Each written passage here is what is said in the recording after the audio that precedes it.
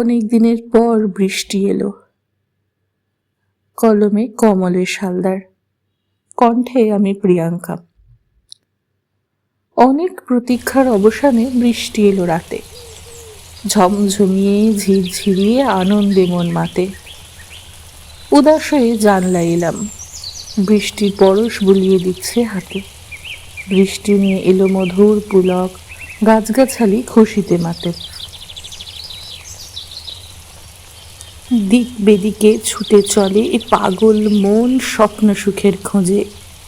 দিনের শেষে রাত্রিতে বৃষ্টি এলো ধেয়ে, অন্ধকারে আধো ছায়ায় ডাকে মেঘ আহ্লাদ অনুরাগ পেয়ে।